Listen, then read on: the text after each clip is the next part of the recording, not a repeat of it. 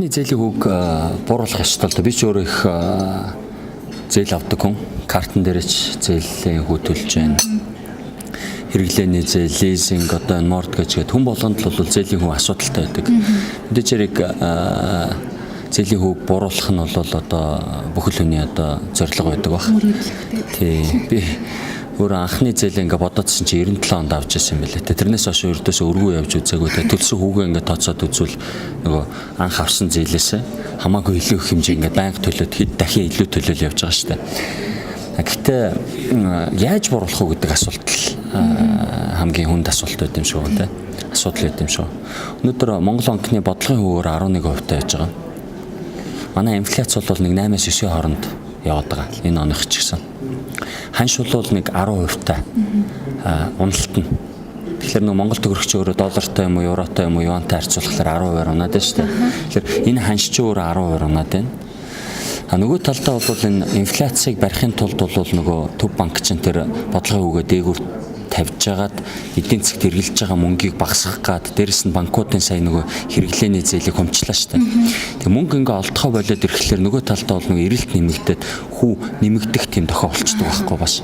Эрэлт нь ингээд их байгаа юм чинь мөнгөний нийлүүлэлтийг хасчихлаар дахиад хүү нэмэгдэх юм болцлыг төв банк хангаж өгч байгаа байхгүй. Гэхдээ улс төрчид болохоор 20 он сонгуультай учраас хүүг бууруулах сонирхолтой байдаг. За тэгвэл одоо гол учир нь бол энэ улс төрчдийн сонирхол, иргэдийн сонирхол, төв банкны сонирхол.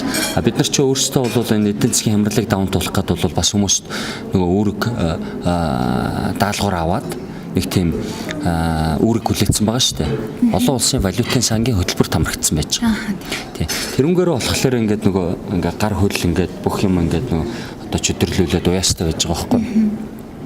Тэгвэл яах вэ? Миний хувьд бол асуулт бол маш хэлбэрхий хариулттай. За.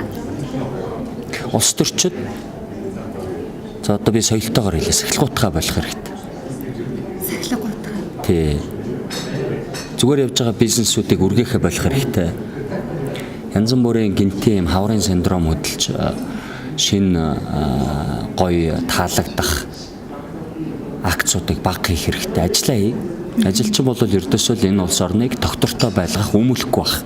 Гадаадын хөрөнгө оруулагчдыг үргээхгүй байх. Хөрөнгө оруулалт орж ирээд мөнгө нэмэгдээд байл хүү буурах юм.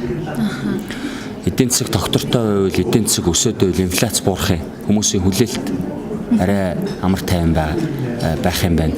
Бид нар бизнесээ хийж болох юм байна гэдэг ингээ хүлээлт их тогтун байх бол эдийн засаг өснө, инфляц буурна.